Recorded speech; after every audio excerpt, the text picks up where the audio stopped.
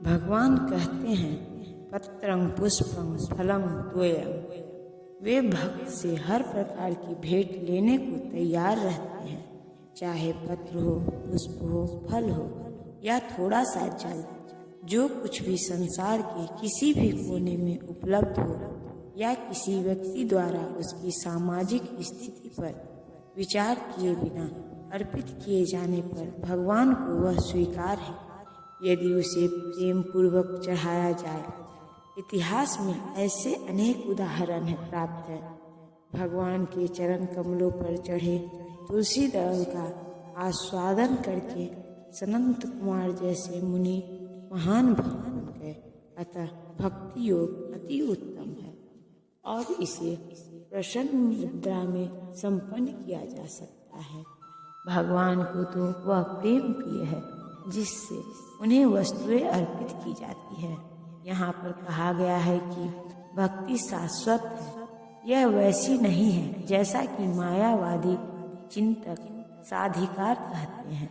यद्यपि वे कभी कभी भक्ति करते हैं, किंतु उनकी यह भावना रहती है कि जब तक मुक्ति न मिल जाए तब तक उन्हें भक्ति करते रहना चाहिए, किंतु अंत में जब वे मुक्त हो जाएंगे तो ईश्वर से उनका दाम्पत्य हो जाएगा। इस प्रकार की अस्थायी सीमित स्वार्थमय भक्ति शुद्ध भक्ति नहीं मानी जा सकती। वास्तविक भक्ति तो मुक्ति के बाद भी बनी रहती है। जब भक्त भगवत धाम को जाता है तो वहाँ भी वह भगवान की सेवा में रत हो जाता है। वह भगवान से तदाकार नहीं होना चाहता, जैसा कि भगवत गीता में देखा जाएगा। वास्तविक भक्ति मुक्ति के बाद प्रारंभ होती है। मुक्त होने पर जब मनुष्य ब्रह्म पद पर स्थित होता है तो उसकी भक्ति प्रारंभ होती है। कोई भी मनुष्य कर्म योग, ज्ञान योग, अष्टांग योग या अन्य योग करके भगवान को नहीं समझ सकता। इन योग विधियों से भक्ति योग की दिशा में किंचित प्रगति हो सकती है, किंतु भक्ति अवस्था को प्राप्त हुए बिना कोई भगवान को समझ नहीं पाता। श्रीमद् भागवत में इसकी भी पुष्टि हुई है कि जब मनुष्य भक्ति योग संपन्न करके विशेष रूप से किसी महात्मा से श्रीमद् भागवत या भगवत गीता सुनकर शुद्ध हो जाता है तो वह कृष्ण विद्या या तत्व ज्ञान को समझ सकता है। जब मनुष्य का हृदय समस्त व्यर्थ की बातों से रहित हो जाता है तो वह समझ सकता है कि ईश्वर क्या है। इस प्रकार भक्ति योग या कृष्ण भावना में समस्त विद्याओं का राजा और समस्त गुहा ज्ञान का राजा है। यह धर्म का शुद्धतम रूप है और इसे बिना कठिनाई के सुखपूर्वक संपन्न किया जा सकता है। अतः मनुष्य को चाहिए कि इसे ग्रहण करे। हे परंतप, जो लोग भक्ति में श्रद्धा नहीं रखते वे मुझे प्राप्त नहीं कर पाते।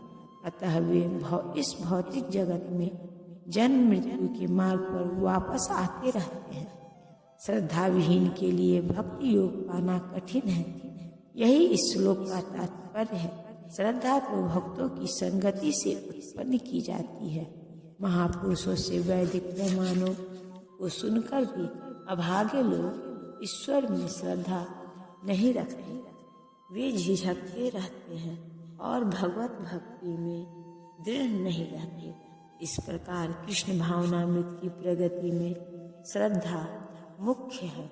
चैतन्य चरितामृत में कहा गया है कि श्रद्धा तो यह पूर्ण विश्वास है कि परमेश्वर श्री कृष्ण की ही सेवा द्वारा सारी सिद्धि प्राप्त की जा सकती है। यही वास्तविक श्रद्धा है। श्रीमद् भागवत में कहा गया है, वृक्ष की जड़ को सींचने से उसकी डाली, टहनियाँ तथा पत्तियाँ तुष्ट होती हैं और अमाशय को भोजन प्रदान करने से शरीर की सारी इंद्रियां तृप्त होती हैं।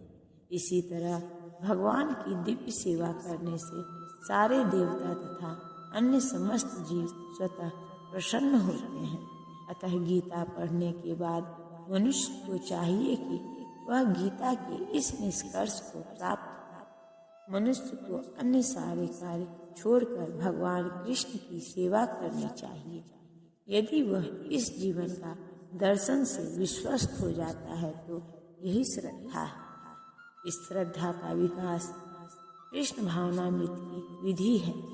कृष्ण भावना भावित व्यक्तियों की 3 कोटियां हैं। तीसरी कोटि में वे लोग आते हैं जो श्रद्धा विहीन हैं। यदि ऐसे लोग ऊपर भक्ति में लगे भी रहे तो भी उन्हें सिद्ध अवस्था प्राप्त नहीं हो पाती। संभावना यही है कि वे लोग कुछ काल के बाद नीचे गिर जाते हैं। वे भले ही भक्ति में लगे रहें, किंतु पूर्ण विश्वास तथा श्रद्धा के अभाव में कृष्ण भावनामृत में उनका लगा रह पाना कठिन है।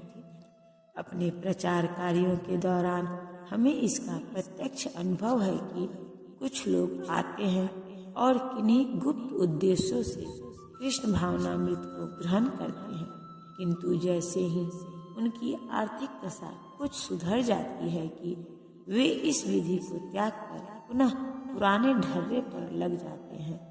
कृष्ण भावनामृत में केवल श्रद्धा के द्वारा ही प्रगति की जा सकती है। जहाँ तक श्रद्धा की बात है, जो व्यक्ति भक्ति साहित्य में निपुण है और जिसने दृढ़ श्रद्धा की अवस्था प्राप्त कर ली है, वह कृष्ण भावनामृत का प्रथम कोटि का व्यक्ति कहलाता है। दूसरी कोटि में वे व्यक्ति आते हैं जिन्हें भक्ति शास्त्रों का ज्ञान नहीं है, किंतु स्वतः ही उनकी दृढ़ श्रद्धा है कि कृष्ण भक्ति सर्वश्रेष्ठ मार्ग है, अतः वे इसे ग्रहण करते हैं। इस प्रकार वे तृतीय कोटि के उन लोगों से श्रेष्ठतर हैं जिन्हें न तो शास्त्रों का पूर्ण ज्ञान है और न श्रद्धा ही है, अपितु संगति तथा सरलता के द्वारा वे उसका पालन करते हैं।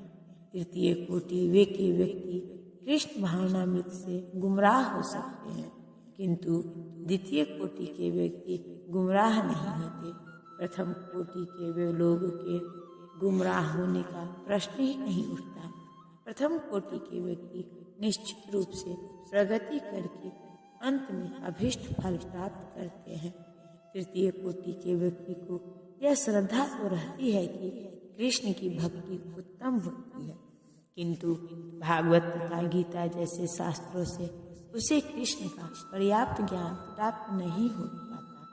कभी कभी इस तृतीय कोटि के व्यक्तियों की प्रवृत्ति कर्मयोग तथा ज्ञान योग की ओर रहती है और कभी कभी वे विचलित होते रहते हैं, किंतु ज्यों ही उनसे ज्ञान तथा कर्मयोग का संदूषण निकल जाता है, वे कृष्ण भावनामृत की द्वितीय कोटि या प्रथम कोटि में प्रविष्ट होते हैं।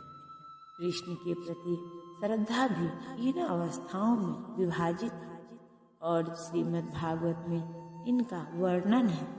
भागवत के 11वें स्कंध में प्रथम, द्वितीय तथा तृतीय कोटि की आस्तिकता का भी वर्णन हुआ है।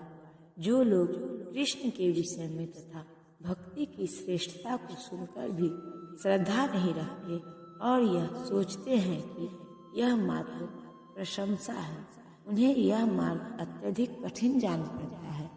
भले ही वे ऊपर से भक्ति में रत क्यों न हो, उन्हें सिद्धि प्राप्त होने की बहुत कम आशा है। इस प्रकार भक्ति करने के लिए श्रद्धा परमावश्यक है।